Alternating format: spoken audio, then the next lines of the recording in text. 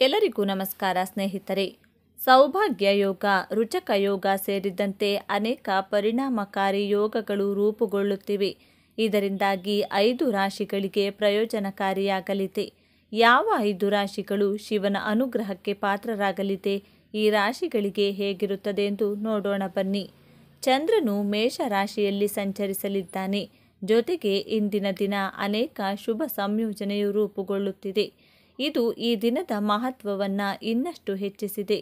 5 ರಾಶಿಗಳು ರೂಪುಗೊಳ್ಳುವ ಶುಭಯೋಗದ ಪ್ರಯೋಜನವನ್ನು ಪಡೆಯುತ್ತವೆ. ಈ ರಾಶಿಗಳ ಜೊತೆಗೆ ಕೆಲವು ಜ್ಯೋತಿಷ್ಯ ಪರಿಹಾರಗಳನ್ನು ಸಹ ವಿವರಿಸಲಾಗಿದೆ. ಈ ಪರಿಹಾರಗಳನ್ನು ಮಾಡುವುದರಿಂದ ಜಾತಕದಲ್ಲಿ ಚಂದ್ರದೇವನ ಸ್ಥಾನವು ಬಲಗೊಳ್ಳುತ್ತದೆ ಮತ್ತು ಶಿವನ ಕೃಪೆಗೆ ಪಾತ್ರರಾಗಲಿದ್ದಾರೆ. ಯಾವ ರಾಶಿಯವರಿಗೆ ಅದೃಷ್ಟ ಒಲಿಯಲಿದೆ ಎಂದು ನೋಡೋಣ ಬನ್ನಿ.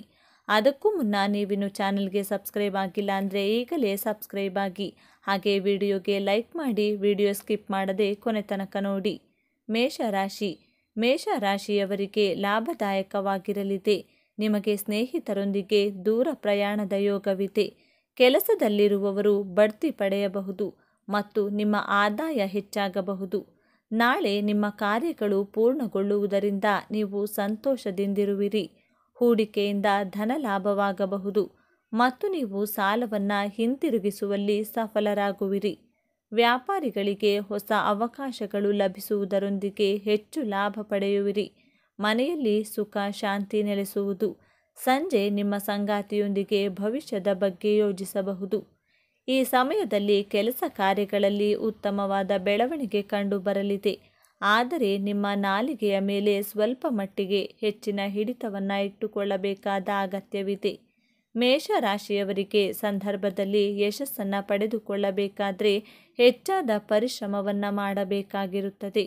ವಾಹನದ ವಿಚಾರದಲ್ಲಿ ಮೇಷರಾಶಿಯವರ ಖರ್ಚು ಹೆಚ್ಚಾಗುತ್ತದೆ ಹಾಗೂ ಈ ಸಂದರ್ಭದಲ್ಲಿ ಸ್ವಲ್ಪ ಮಟ್ಟಿಗೆ ಮೇಷರಾಶಿಯವರು ತಮ್ಮ ಆರೋಗ್ಯದ ಬಗ್ಗೆ ಗಮನ ವಹಿಸಬೇಕು. ಈ ಸಂದರ್ಭದಲ್ಲಿ ಸ್ವಲ್ಪ ಮಟ್ಟಿಗೆ ಕುಟುಂಬದ ಸಮಸ್ಯೆ ಹೆಚ್ಚಾಗಿ ಕಂಡುಬರಲಿದೆ. ಆದರೆ ನೀವು ಹೆಚ್ಚಿನ ತಲೆಕೆಡಿಸಿಕೊಳ್ಳಬೇಕಾದ ಅಗತ್ಯ ಇರುವುದಿಲ್ಲ. ನಿಮ್ಮ ಸಹೋದರ ನಿಮ್ಮ ಸಹಾಯಕ್ಕೆ ಬರುತ್ತಾನೆ. ಸರಿಯಾದ ರೀತಿಯಲ್ಲಿ ಸಿಕ್ಕಿರುವಂಥ ಅವಕಾಶಗಳನ್ನು ಉಪಯೋಗಿಸಿಕೊಳ್ಳಬೇಕು. ಪರಿಹಾರ: ವ್ಯವಹಾರ ಪ್ರಗತಿಗಾಗಿ ಸೋಮವಾರ ಶಿವಲಿಂಗಕ್ಕೆ ಹಾಲು ಅರ್ಪಿಸಿ, ನಂತರ ತಾಮ್ರದ ಪಾತ್ರೆಯಲ್ಲಿ ಸ್ವಲ್ಪ ನೀರು ತುಂಬಿಸಿ ಮತ್ತು ಓಂ ನಮಃ ಶಿವಾಯ ಎಂದು ಹೇಳಿ ವ್ಯವಹಾರದ ಸ್ಥಳದಲ್ಲಿ ಸಿಂಪಡಿಸಿ. ಕಟಕ ರಾಶಿಯವರಿಗೆ ನಾಳೆ ಶುಭ ದಿನವಾಗಲಿದೆ. ನಿಮ್ಮ ಮನೆಯವರಿಂದ ಶುಭ ಸುದ್ದಿ ಪಡೆಯುವಿರಿ ಮತ್ತು ಹೆಚ್ಚು ಹಣ ಗಳಿಸುವಿರಿ. ಹೊಸ ಮನೆಯನ್ನು ಖರೀದಿಸುವ ಯೋಗವಿದೆ. ಪ್ರೀತಿಯಲ್ಲಿನ ಸಮಸ್ಯೆಗಳನ್ನು ಮಾತುಕತೆಯ ಮೂಲಕ ಪರಿಹರಿಸುವಿರಿ. ನಿಮಗೆ ಸ್ನೇಹಿತರ ಸಹಾಯದಿಂದ ಬೇರೆ ಕಂಪನಿಯಲ್ಲಿ ಉತ್ತಮ ಅವಕಾಶಗಳು ಲಭಿಸಲಿವೆ.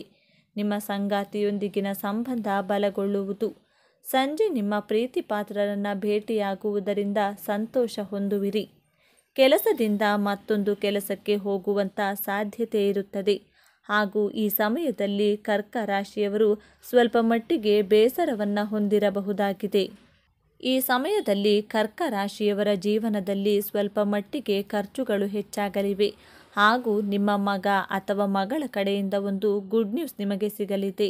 ಧರ್ಮದ ವಿಚಾರ ಬಗ್ಗೆ ಕರ್ಕ ರಾಶಿಯವರು ಸ್ವಲ್ಪ ಮಟ್ಟಿಗೆ ಈ ಸಂದರ್ಭದಲ್ಲಿ ಹೆಚ್ಚಿನ ಆಸಕ್ತಿಯನ್ನು ವಹಿಸಿಕೊಳ್ಳಲಿದ್ದಾರೆ.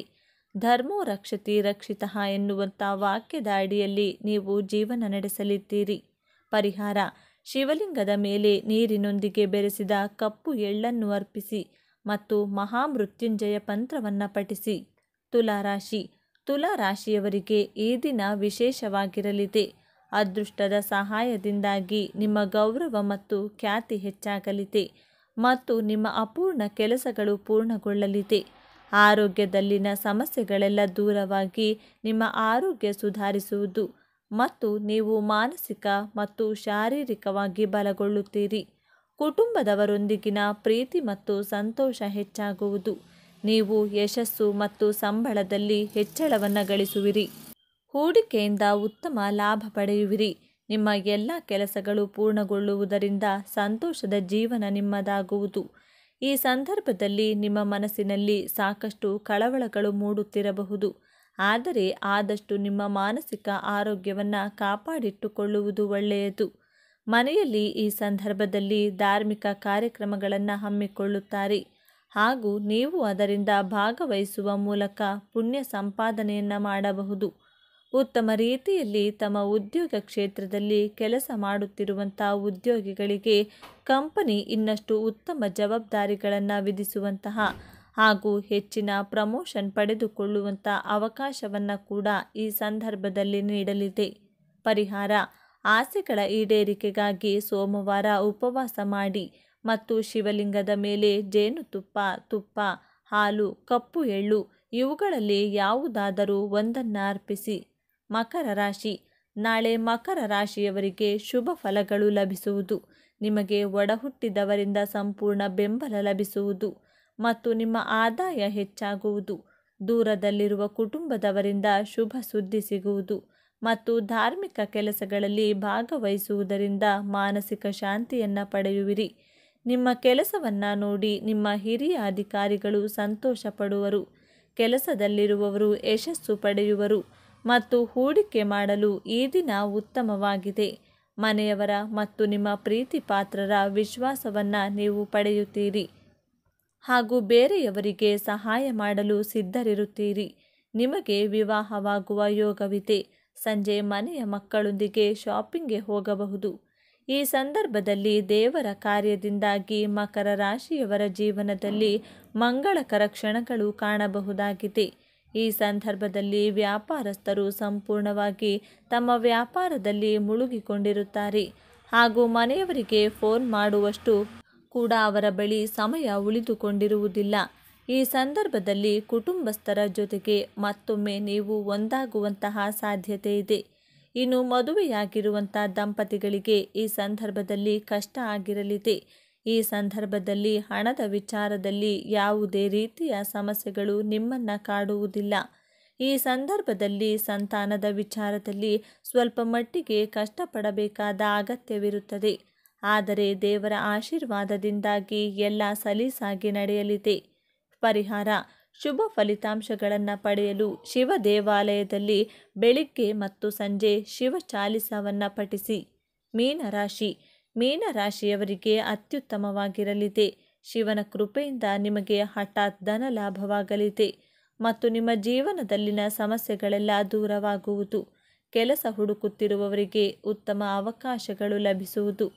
ವ್ಯಾಪಾರಿಗಳಿಗೆ ಹೆಚ್ಚು ಲಾಭವಾಗಲಿದೆ. ನೀವು ತಂದೆ ತಾಯಿಯ ಸೇವೆ ಮಾಡುವುದರಲ್ಲಿ ಸ್ವಲ್ಪ ಸಮಯವನ್ನು ಕಳೆಯುವಿರಿ. ಇದರಿಂದ ನಿಮಗೆ ಮಾನಸಿಕ ಶಾಂತಿ ಲಭಿಸುವುದು.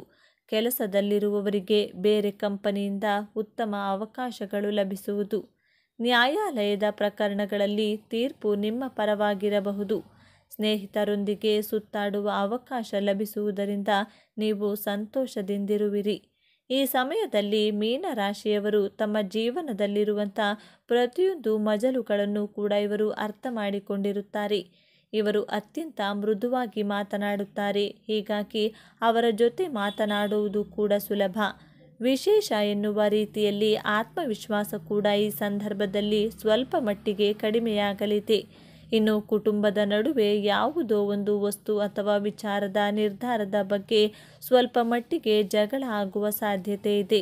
ಪರಿಹಾರ: ಅದೃಷ್ಟವನ್ನು ಹೆಚ್ಚಿಸಲು ಸೋಮವಾರ ಉಪವಾಸ ಮಾಡಿ ಮತ್ತು ಹಾಲು, ನೀರು, ಮೊಸರು, ಬಿಲ್ವಪತ್ರೆ, ಅಕ್ಷತೆ, ದತ್ತುರ, ಗಂಗಾಜಲ ಇತ್ಯಾದಿಗಳನ್ನು ಶಿವಲಿಂಗದ ಮೇಲೆ ಅರ್ಪಿಸುವ ಮೂಲಕ ಪೂಜಿಸಿ ನಂತರ ಶಿವ ಚಾಲಿಸವನ್ನು ಪಠಿಸಿ.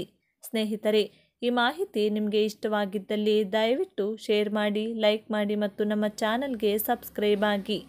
ಎಲ್ಲರೂ ಭಕ್ತಿಯಿಂದ ಓಂ ಶ್ರೀ ಶನೇಶ್ವರ ನಮಃ ಅಂತ ಕಮೆಂಟ್ ಮಾಡಿ. ಧನ್ಯವಾದಗಳು.